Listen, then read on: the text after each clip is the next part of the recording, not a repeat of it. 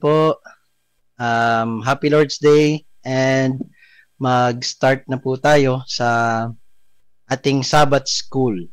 Okay? So,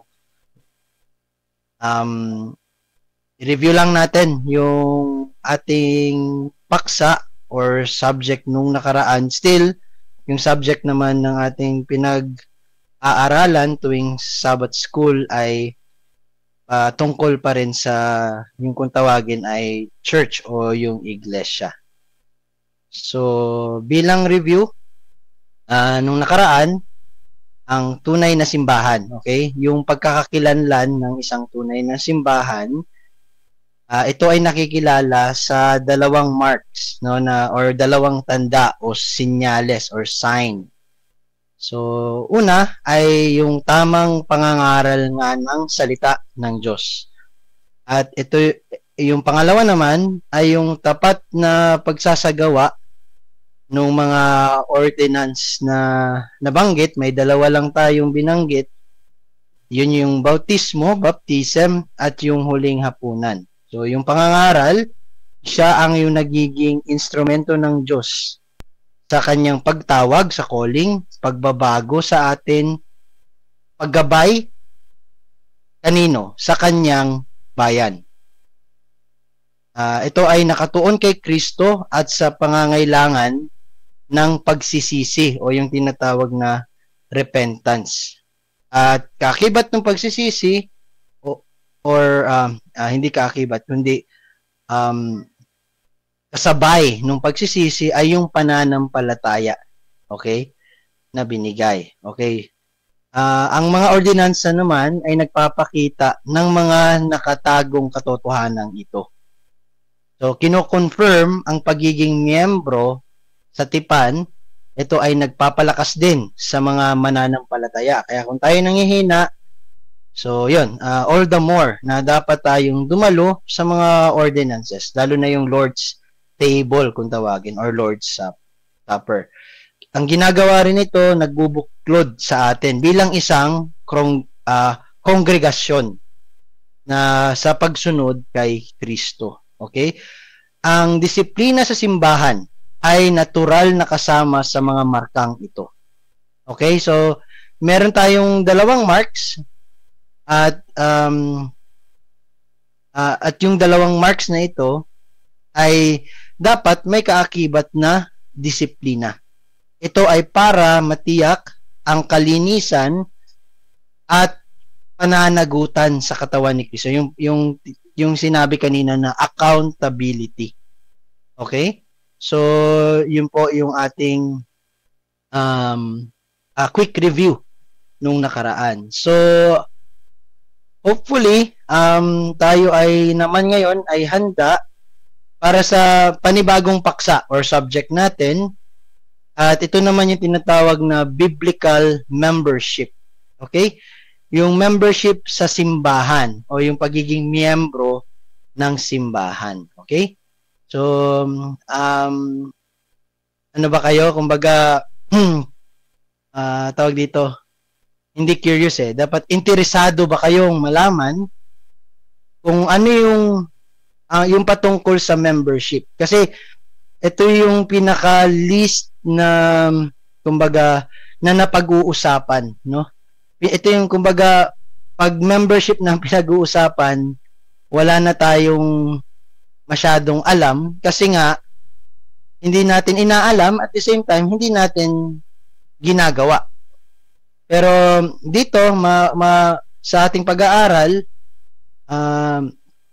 mapagtatanto natin o malalaman natin na ito ay kasali sa ating mga tungkulin bilang mga Kristiyano na maging miyembro tayo ng simbahan. Okay? So, yun yung ating pag-uusapan. Okay? So, sa bilang introduction, na yun nga, sa pag-aaralan natin, ito yung membership sa church. So, maraming tao ang iniisip na ang membership ay bilang isang bahagi ng mga club o samahan. Parang nakikibahagi ka lang. Ngunit ipinapakita ng Biblia na may mas malalim pa itong kahulugan. Ang local church o ang lokal na simbahan sa Bagong Tipan ay isang tiyak na komunidad. So, community. Okay? Kaya sana sa tuwing babanggitin natin yung His Community Church ay maunawaan natin itong konsepto ng membership ng church. Okay? Hindi lang ito basta kasama ka sa isang organisasyon. Kundi mas tiyak pa to sa tiyak. Okay? Dahil may totoong tinawag ang Panginoon bilang kanyang bayan, bilang kanyang komunidad, okay? Bilang kanyang iglesia. So, yun nga, ang lokal na simbahan ay isang tiyak na komunidad ng mga mananampalataya na silang mga tapat kay Kristo at hindi lang kay Kristo kundi sa bawat isa. Okay? So, love the Lord your God, and ang isa ring mahalagang kautusan ay mahalin mo ang iyong kapwa o ang iyong neighbor. Love your neighbor. Ang pagka-miyembro o membership ay paraan upang maisabuhay natin ang ating pananampalataya. So isa lang rin to sa paraan na isinasabuhay natin yung ating naaaral sa salita ng Panginoon. Okay? So kung nag-aaral ka talagang tunay ng salita ng Panginoon, isa to sa dapat na maging tawag sa iyo. Ikaw ay maging miyembro ng isang lokal na simbahan. So isa pa rito ay ipakita ang ebanghelyo sa mundo. So napapakita ng pagiging miyembro natin sa isang simbahan yung gospel mismo. Ano nga ba yung tunay na gospel? Kumbaga, ito ba ay okay, ang Panginoon ay nung pumunta dito sa lupa, namatay, nabuhay. So yun lang ba ang gospel? So gaya nga ng kumbaga, maganda kasi yung title nitong binabasa natin na book eh. Kumbaga, the church, the gospel made visible. Kumbaga, nagiging tayo yung representation nung gospel o nung mabuting ginawa ng Panginoon. Okay? At ito rin ay isang pagtupad sa responsibilidad ng Diyos sa kanyang mga tinubos. Okay? So yung tatlong iyon, okay? Sana naging malinaw sa atin o kumbaga tumatak sa atin na yung membership ay una sa lahat paraan upang mapamuhay natin yung pananampalataya, ipakita ang ebanghelyo sa mundo, at tuparin ang responsibilidad ng Diyos sa kanyang mga elect o mga tinubos. Okay? So, sa hapon na ito, meron lang tayong 7 points na pag-uusapan, and sa bawat punto, sisikapin natin na kumbaga magkaroon din tayo ng tanong sa ating mga sarili upang maging kumbaga practical application natin. Okay? So, may okay lang po ba tayo magsimula na doon sa tinatawag natin na biblical membership. Okay? So, taas lang ang kamay. Kung okay. So, salamat. So, unang punto natin, ito yung ang membership or ang pagiging miyembro ay nakaugat sa disenyo ng Diyos para sa community. So, meron palang design ang Panginoon para sa kanyang community o komunidad.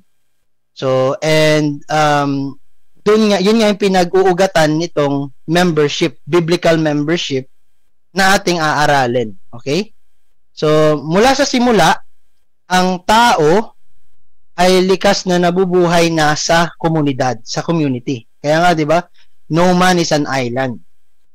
So, ano yung mga komunidad na alam natin? Sa pamilya. Meron din tayong tawagin tribes.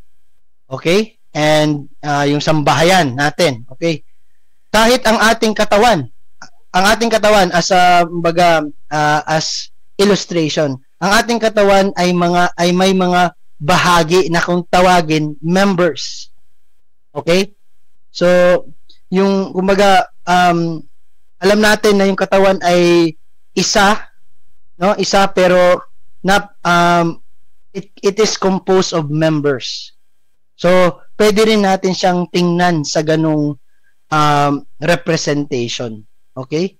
So magpasalamat tayo na merong membership. Kumbaga, merong unity. At makikita natin na nagfa-function the same as yung body, no?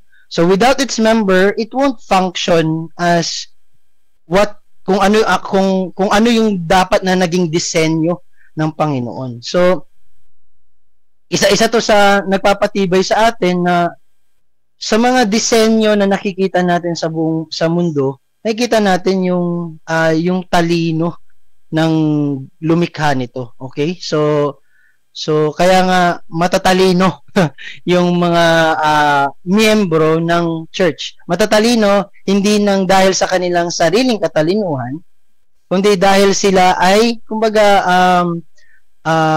ang humawak sa kanila ay ang Panginoon. Oh? Ang Panginoon ang naging kumbaga nagbind sa bawat miyembro para bumuo ng isang komunidad. Kaya nga yung unang punto, yung membership, ito ay nakaugat lamang sa design ng Panginoon para sa isang komunidad. Tinatrato ng New Testament na ang simbahan bilang tiyak at kilalang grupo. So, hindi pwedeng secret organization. Hindi po tayo secret organization. Ano? So, tayo talaga magiging light, okay, sa itaas ng isang burol. Okay? Ganun po talaga ang iglesia. At ang iglesia ay binubuo ng mga miyembro. Kaya nga pinag-uusapan natin membership. Okay? So, inisip ni Jesus ang ganitong grupo sa Matthew 18. At binanggit naman ni Paul, na ang isang, kumbaga, majority group sa Corinth, yung mga Corinthian, okay? So the church in Corinth, kumbaga, di ba? So tanungin natin yung mga sarili natin itong dalawang tanong. Una, bakit mahalaga na ang simbahan sa bagong tipan ay tiyak o kilala? So i-translate ko siya sa English. Why is it important? Bakit mahalaga, no? That the New Testament church was a specific and also an identifiable group. Bakit mahalaga 'yon? Bakit kailangan specifically ito yung New Testament church? At bakit kailangan identifiable siya o nakikilala siya? Kaya nga bago tayo tumungo dito, pinag-usapan natin yung mga marka, mga dapat maging maging senyales na ang isang church ay tunay. Okay? So, yun yung unang tanong. Bakit mahalaga ito? Bakit mahalaga na ang simbahan sa bagong tipan o yung New Testament church ay tiyak or specific at kilala, identifiable. Okay? And then, pangalawa naman, anong problema ang maaring lumitaw kung hindi naman siya nagiging tiyak at kilala? Kung hindi malinaw kung sino ang mga miyembro. Okay? Ano yung problema na maaring lumitaw kung hindi malinaw kung sino ang miyembro ng isang simbahan? Meron tayong tinatawag na simbahan, tapos kung tatanungin, sino yung mga miyembro? Hindi natin alam kung sino yung miyembro, sino yung sa hindi. Di ba? So, anong magiging problema nun? Well, syempre, isa sa mga pwede nating masagot talaga, magulo.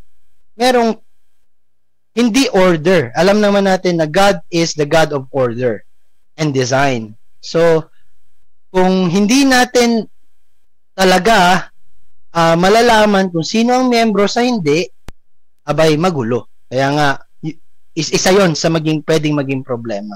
Okay?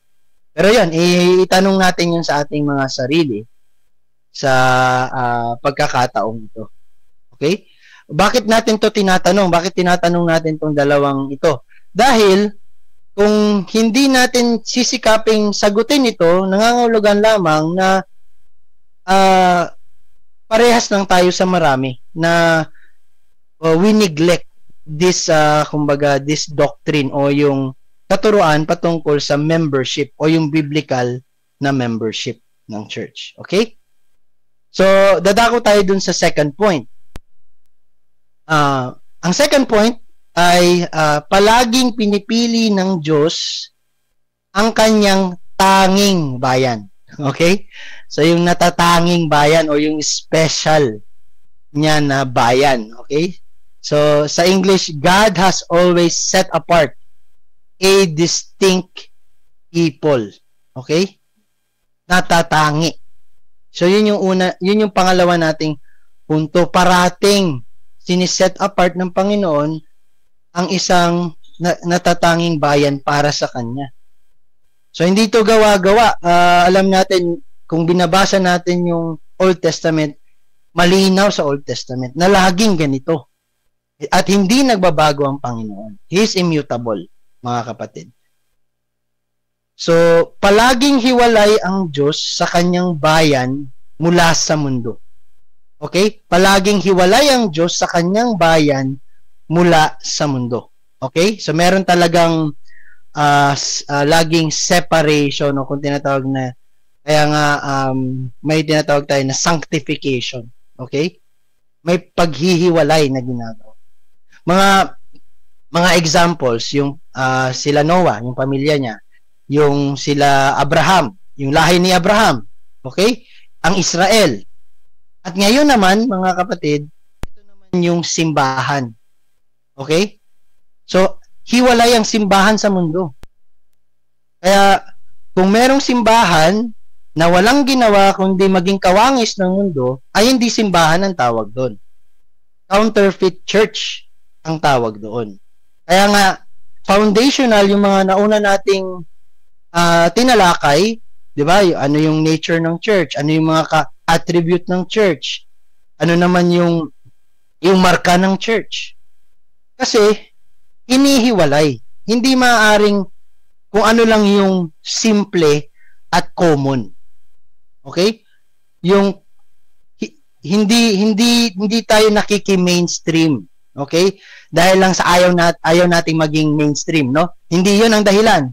Dahil 'yun yung disenyo ng Panginoon at talagang simula pa noon, meron na talagang tinatawag na bayan niya. 'Di ba? Meron talagang tinatawag na Israel. Kaya nga may Israel eh. 'Di ba? So, dahil set apart yung kanyang mga tinawag. May election siyang ginawa from the foundation of the earth, no? Simula pa nung tinatag ang lahat ng kanyang nilikha. Meron na siyang tinawag na kanyang bayan at kanyang minahal ito at kanyang tong pinotektahan hanggang sa huli, hanggang dun sa glorification, hanggang dun sa new earth at saka new heaven na mababasa natin sa Revelation. Kaya lahat ng ito, nabasa natin sa buong Biblia. So, nire-review lang natin. Okay? So, yung membership, dapat hindi siya maging kumbaga, alien na concept sa atin. Kasi yung konseptong ito ay simula pa noon. Sa history of man, okay, naandun na, meron na talagang natatangi na sambayanan ang Panginoon. Meron siyang pinili, okay?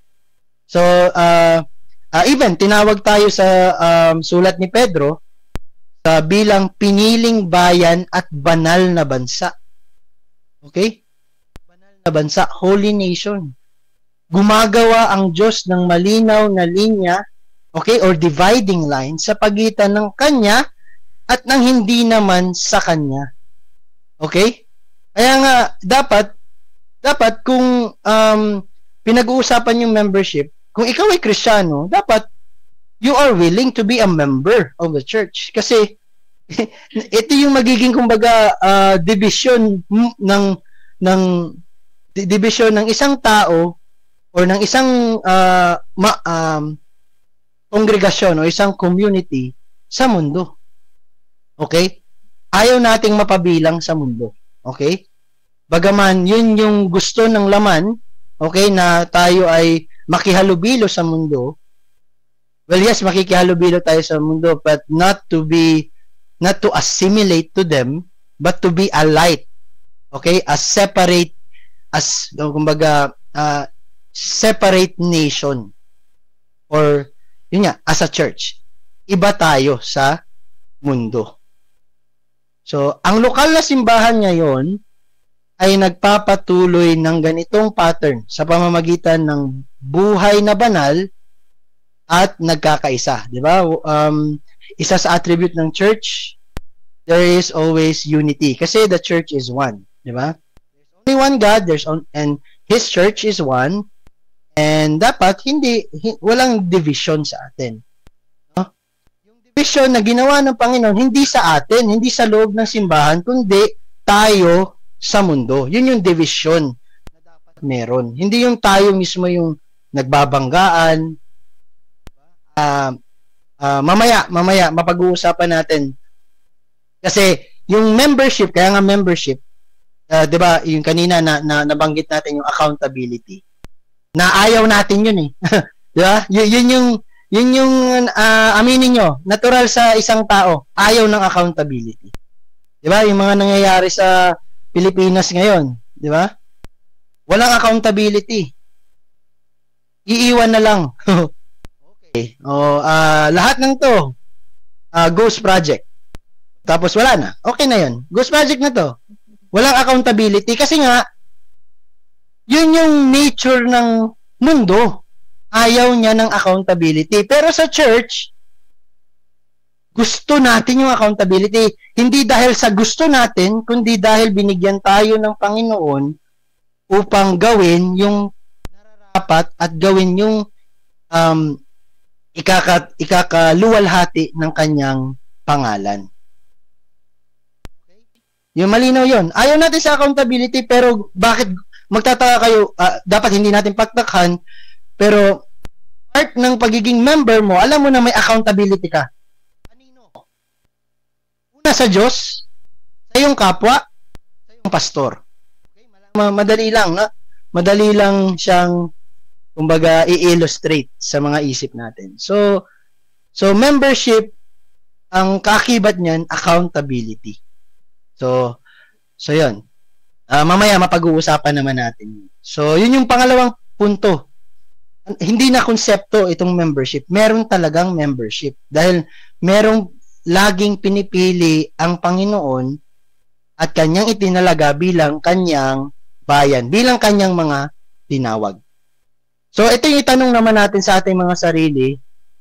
Paano nakakatulong ang halimbawa sa lumang tipan sa pagkaunawa ng membership sa mga panahong ito? Okay?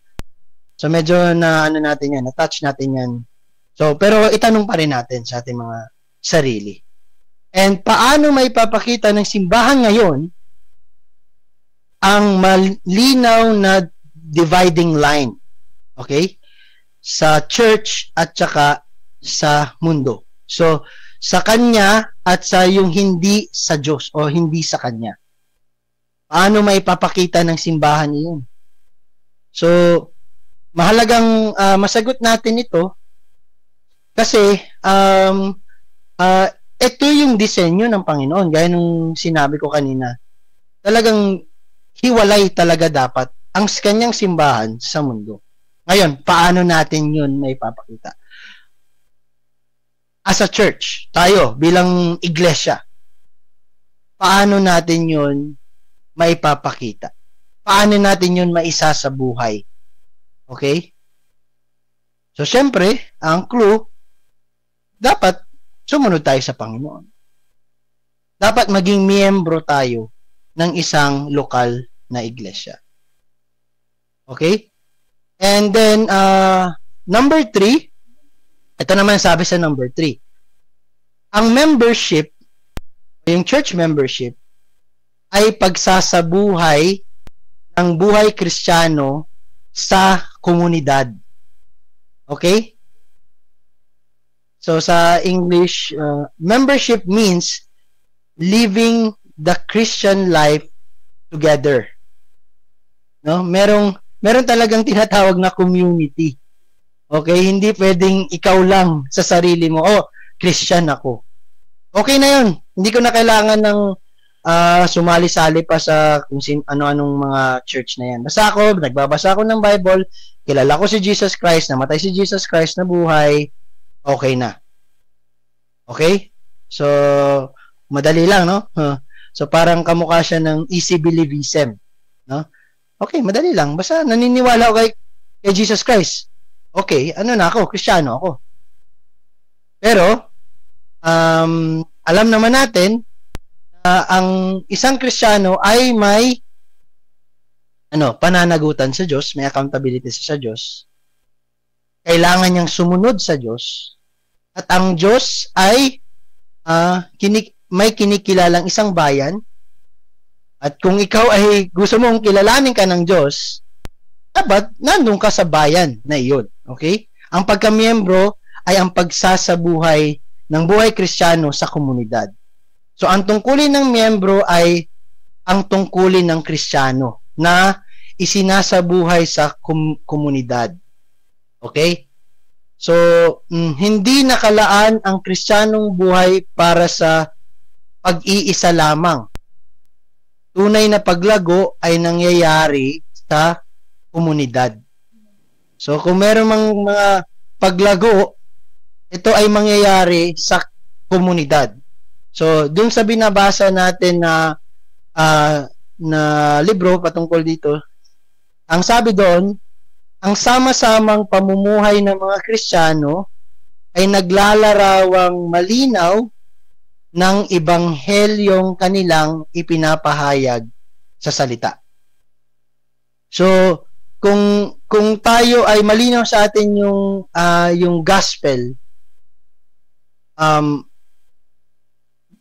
alam natin na talagang may sama-samang pamumuhay. Kumbaga, we live in a community na hindi ko kasi sorry. Yung dapat mamuhay tayo na hindi lang parang isolated. Hindi tayo isolated sa mga kapwa nating Kristiyano. Bagkus kasama tayo ng mga kapwa nating Kristiyano sa isang komunidad na separado sa mundo. So sana medyo kumbaga nauunawaan natin na talagang ito talaga yung paraan upang maipakita natin sa mundo na yung kapangyarihan ng Diyos na magligtas, no? Kasi may kalupunan ng mga taong iniligtas at sila ay nakikita, malinaw yung kanilang distinction sa lugar na kung saan nandoon sila. May community sa isang lugar. Okay? So, babasahin ko yung ito kabilang din dun sa binabasa nating libro. Ang mga Kristiyano ay dapat mabautismuhan at regular na dumalo sa yung Lord's Supper ng Panginoon. Dapat nilang pakinggan ang salita ng Diyos at sundin ito. Dapat din silang magtipon ng palaginan para sa kapwa pagpapalakas ng loob.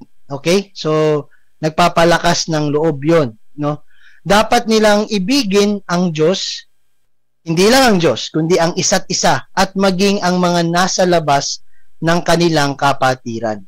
Okay? So, 'yun, nababanggit na ngayon yung love. Kasi paano nga naman magdi-display yung love kung ikaw lang sa sarili mo? Mahal mo yung sarili mo? Hindi, 'di ba? So, naipapakita yung display ng love kung merong community, kung merong pamilya. So, malinaw, no? Dapat nilang ipakita ang bunga ng Espiritu. Okay? Galatians 5:22-23. So, dapat nilang sambahin ang Diyos sa lahat ng aspeto ng kanilang tahanan, trabaho, komunidad, at buhay. Okay? So dapat walang separate na time, yung tinatawag natin na me time, no? So dapat lahat ng ginagawa natin is coram deo, no? Laging na-acknowledge natin ang Panginoon ay nasa tayo ay nasa harapan ng iisang audience o ng iisang Panginoon. And ito yung pinaka-fundamental na tungkulin natin. Kasi nga, kung ating isasabuhay yung buhay Kristiyano sa komunidad, narapat lamang na alam natin yung tungkulin natin o yung kailangan natin gampanin bilang isang miyembro sa isang local church. At ito yung pinakapangunahin na tungkulin ng mga Kristiyano. Ito yung ang pinakapangunahing tungkulin ng mga Kristiyano kaugnay ng kongregasyon ay ang palagiang pagdalo sa mga pagtitipon ng kongregasyon. So, hindi na siguro mahirap unawain yon. So, dapat, kung mayroong pagtitipon, kagaya ng Lord's Day, kagaya ng Sabbath School, pagtitipon to eh. Kagaya ng Lord's Supper, kagaya ng pag may baptism, okay? Ng mga bagong mananampalataya. So, pinaka-primary natin na kailangan nating gampanan ay maging naandun. Kumbaga, maging kabahagi. Okay? So, at dumadalo tayo sa mga pagtitipong iyon. So, hindi naman siguro mahirap unawain, ano? So, syempre, kung absent ka, hindi mo nagagampanan yung primary or yung fundamental na tungkulin mo bilang isang miyembro. Okay? Nagiging pasaway kang miyembro, no? Nagiging pasaway kang miyembro kung ganun. Kung hindi ka dumadalo. So, bakit hindi lubos na maisasabuhay ang Kristiyanong buhay ng nag-iisa? No? Kung kapag nag-iisa tayo, hindi tayo kabilang sa His Community Church o sa isang local church. Bakit hindi natin lubos na maisabuhay yung tinatawag natin na Christian life? Okay? Kung nag-iisa lang, no? Bakit? So, bakit kailangan ng komunidad? So, maaari bang may sumagot sa inyo? Bakit kaya? Bakit hindi natin lubos na may sasabuhay yung buhay Kristiyano? Baka merong sagot. Yan na.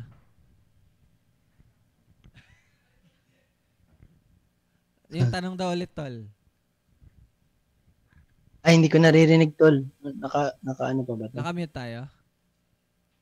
Hindi to gabi. Yan. Nawala siguro yung... Hello. Okay na. Ayan, naririnig ko na. Tanong daw ulit, tol. Tanong. Okay. Bakit hindi lubos na isasabuhay natin yung Christian life na nag-iisa? Bakit kailangang tayo ay kabilang sa isang komunidad, sa isang local church?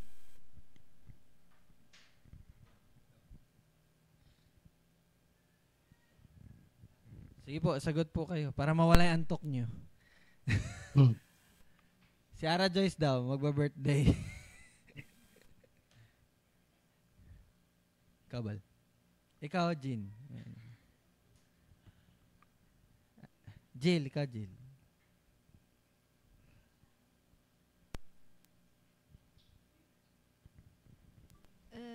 Hello po. Siguro po kasi itinalaga din ng Diyos ang isang iglesia para sa mga ay pagtitipon ng mga Kristiyano. Kaya mahalaga po na through the church or community doon natin ma-exercise ang pagiging Kristiyano. Kasi kung wala to, hindi natin siya malilive up sa buhay natin. Parang ganun po. And then ano din po, Okay. parang encouragement din po ng bawat isa na ikaw na bilang nabubuhay na bilang Kristiyano, may ipapakita mo din po sa iba pang mga Kristiyano na mamuhay na bilang ganun po. Okay. So yung sinabi ni Jill, yung encouragement na meron. Kasi ito yung dapat natin na nauunawaan. Ginawa ng Panginoon na tayo ay tawagin bilang isang iglesia at isang komunidad para rin to sa atin, no? Para himukin tayo, i-encourage tayo, para makipag-ugnayan tayo sa ating mga kapatid. So, lahat ng mga pribilehiyo na kumbaga kaakibat nung pagdisenyo ng Panginoon upang ang bawat miyembro ay maging isa sa iglesia, ito ay para sa atin. Para yun nga, yung word kanina, himukin tayo or encourage tayo. So kasi without encouragement, then hindi magiging buo yung kumbaga or maaaring manghina yung bawat isa at hindi na talaga maisabuhay yung buhay Kristiyano. Kasi ito kasi yung ito kasi yung naiintindihan ko, yung sagot ko rin dito sa tanong, no. Kasi hindi talaga siya nagiging natural na sa atin. Kasi alam naman natin na yung nature natin ay nabahira na. So, kahit yung pagiging isa natin, yung pakikiisa natin, meron talagang attrition o kung talaga yung, alam mo yun, yung kahit na mga Kristiyano naman na nagtitipon, hindi may iwasan na meron talagang pagkakahidwaan, pero hindi rin natin mai-enjoy o maisasabuhay yung victory dun sa mga yung mga ganon kung mag-isa lang tayo. Paano natin ma-appreciate yung ginawa ng Diyos na pagbabago sa atin kung hindi naman sa tinitest natin, pinapakita lang ng Diyos, ipinapamalas lang ng Diyos. Kasi ganun ang Panginoon isa yun sa kanyang kumbaga attribute nagre-reveal kasi ang Diyos So walang revelation kung ikaw lang sa kwarto mag-isa. Makikita mo marireveal yung church dahil yung design ng church ay it is a community. So kaya mahina ang isang Kristiyano na humihiwalay dun sa church. Kaya nga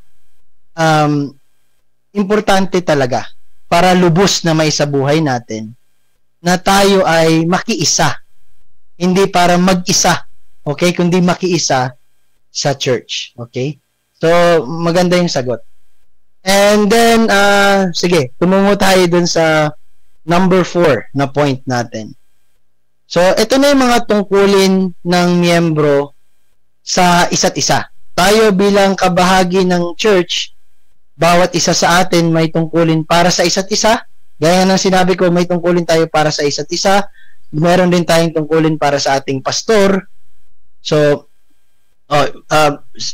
madaling sabi, sa kongregasyon, meron tayong tungkulin. Ang kongregasyon ay may tungkulin sa bawat isa. Okay? So, yun yung pang-apat na punto. So, in general, ang mga tungkulin ng pagiging kasapi or miyembro ay maaaring hatiin sa mga tungkulin para sa una, sa kapwa mga kasapi. Okay? Kapwa member. Okay? So, merong accountability yung member to member. Meron din yung pangalawa naman, tungkulin naman ng miyembro sa kanyang pastor. So, aaralin natin yon. Ang simbahan ay isang pamilya at katawan. Malinaw yan. Ang mga miyembro ay dapat magmahal, magsikap para sa pagkakaisa, no? Magsikap makiramay, kaya nga yung kanina yung maging encouragement tayo, mag-alaga sa spiritual at physical. Kaya kung meron tayong nakikita na naghihirap, dapat tinutulungan natin. So, magpanagot, yun nga yung accountability, magpalakas, magtiis, iwasan ang demanda. Ito, hindi pala pwedeng tayo sa isang iglesia ay magdemandahan pa, no? No, dapat i-resolve natin yung bilang iglesia. Okay? Manalangin at protektahan ang simbahan laban sa mga mapanira. So merong talagang sisirain ang iglesia. Siyempre, hindi 'yon nagmumula sa miyembro ng iglesia, kundi outside 'yon. Outside 'yon. Kalaban, yung kalaban. So tayo dapat ang yun nga, united, nagkakaisa. So, kaya nga, paano natin may pamamalas na nagiging united tayo bilang isang church? So, ito ay sa pamamagitan ng mga tungkulin. Meron tayong tungkulin, meron tayong responsibilidad na dapat gampanan. Hindi lang basta, okay, nagkakaisa kami. Okay, napaka-vague noon. No? Kailangan i-define natin yun base dun sa mga tungkulin natin sa isa't isa, base sa tungkulin ng isang miyembro sa kanyang pastor. Yun yung pangalawa, di ba? So, doon sa ating binabasa, sabi doon, ang pinakapangunahin at mahalagang tungkulin ng mga Kristiyano, kaugnay ng kongresyon, ay ang tungkuling palagi ang dumalo sa mga pagtitipon. So, inulit, no? So, yung primary kasi yun, kaya inulit natin.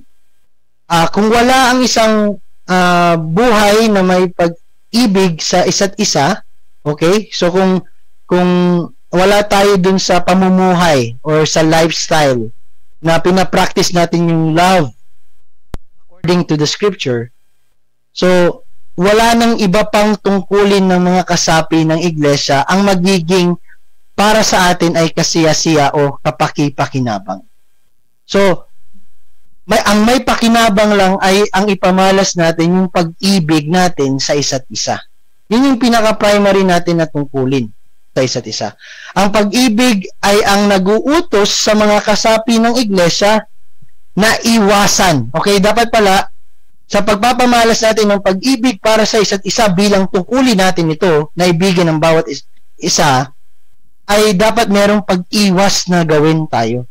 May kailangan tayong iwasan, mga kapatid. At ito ay ang iwasan ang anumang nagdudulot ng paglamig ng pag-ibig.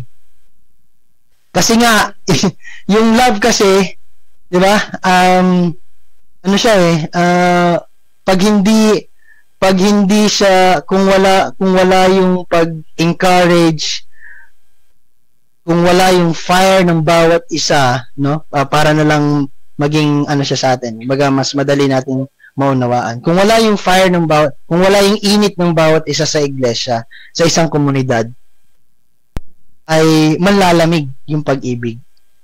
No? Yun yung kumbaga spontaneous talaga na reaction, natural siya na phenomenon. Pag ang isang baga ay iniwan alone, mamamatay. Kaya mas maraming baga, mas talagang magniningas yung apoy.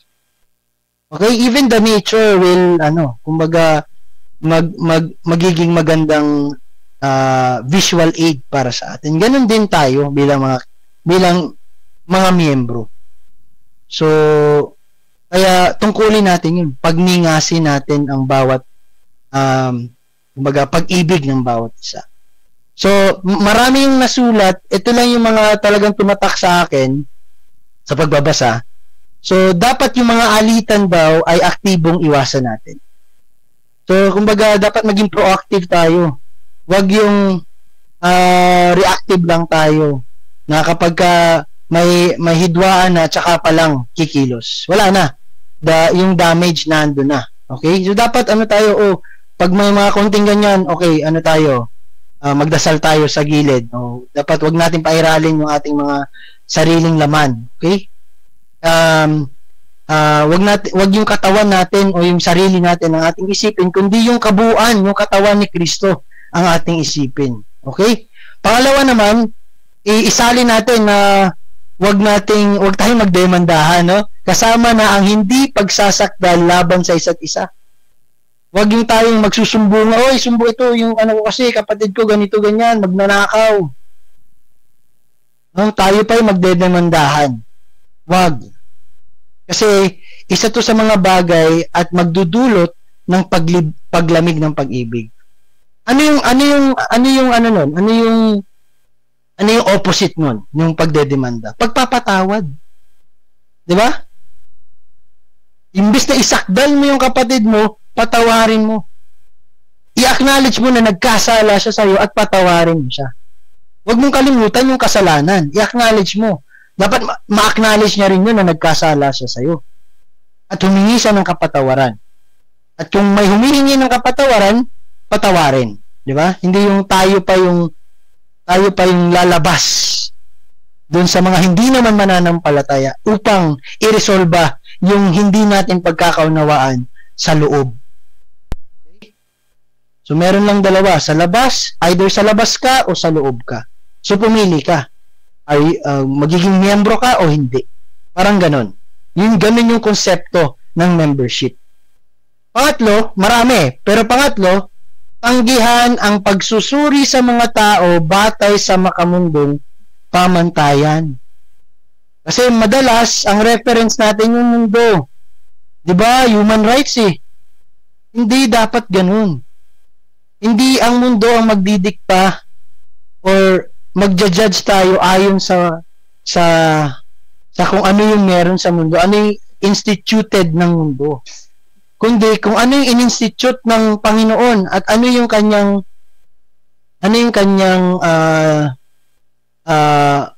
utos sa atin. Mahalin natin ang isa't isa. Mahalin natin ang ating mga kaaway. So, yun. So, tanong natin, alin sa mga ito yung parang madalas mahirap nating gampanan? Yung hindi natin kaya minsang gawin, no? So, alin sa mga ito yung sa pag-aaway, pag-aalitan, yun nga, yung pagsusumbong or pagdedemanda o yung pag-judge natin sa isang kapwa-kapatid base sa pamantayan sa mundo. Ano yung mahirap sa atin na iwasan? Okay? At kung mahirap man yan, so nawa ay ano natin, kumbaga magtulungan din tayo. Kumbaga ano naman yan eh, kumbaga pareho naman kayong miyembro. So, dapat kayong dalawa ay mag-reconcile at kayo tutulungan naman, no, ng congregation. So, bakit napakahalaga ng pagkakaisa sa lokal na simbahan? Napaka-simpleng tanong. Pero, yun, dapat alam natin na mahalaga talaga ang pagkakaisa. Wag nating piliin yung alitan. Piliin natin yung pagkakaisa. So, yun, nag-over, na yata ako, 2:00 na, no? So, pwedeng next time na lang yung tungkulin ng mga membro patungo sa leader o sa pastor. So, ayan, na pala ako, time's up na pala ako. So, pero anyway, sa pagtatapos natin, so, aralin natin yung concept ng biblical membership. So, alam naman natin, yun nga, sinabi ko kanina, pag naging membro ka na ng isang lokal na simbahan, then you are accountable. Accountable sa Diyos, accountable sa kapwa mo, accountable sa itinalaga ng Diyos para maging pastor. So, yun yung ating, doon na muna tayo mag-i-end. So, salamat and Happy Lord's Day. Sige po, bago magtapos, baka may mga tanong po kayo.